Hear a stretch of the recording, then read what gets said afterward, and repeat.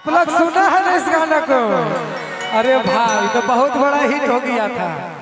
आप लोगों ने 12 घंटा में 2.5 मिलियन क्रॉस किया था।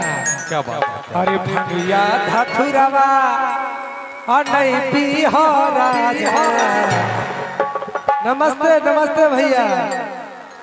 हमारे डॉक्टर साहब भी हमको देख रहे हैं, जो कि मुझे शायद बचाए हैं। आधा जान तक खत्म हो गए हमारे। अरे भंगिया धथुरवा और नहीं पी हो राजा। एका दीना निसावा लग जाए तेरा, एका दीना निसावा लग जाए।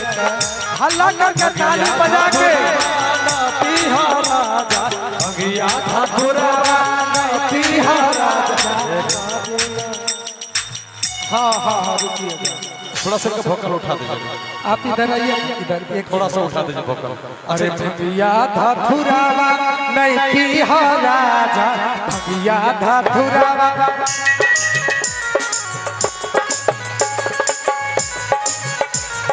भंगिया धथुरवा नहीं पी हो राजा।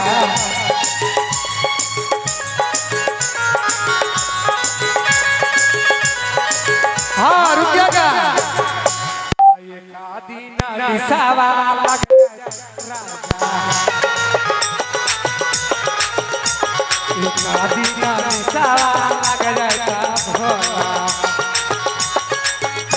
भैया हो, आप लोग ना साथे साथे ताली बजाइएगा, तब हम 4 गो गाना गाएंगे प्लीज। बस 10 मिनट रुकेंगे हम।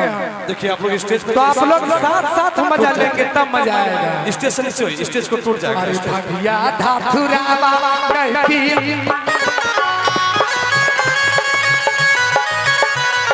भंगिया धथुरवा नहीं पी हा भोला। कहो भंगिया धथुरवा नहीं पी हा भोला। हाँ ये क्या दीना निसावा लग जाता भोला। का दीना निसावा लग जाता भोला।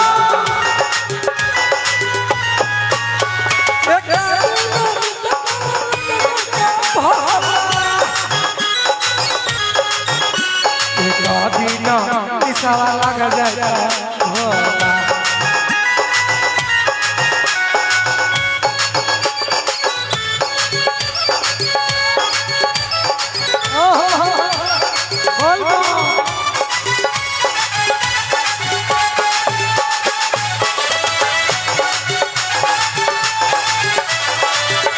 जोरदार ताली बजाइएगा प्लीज।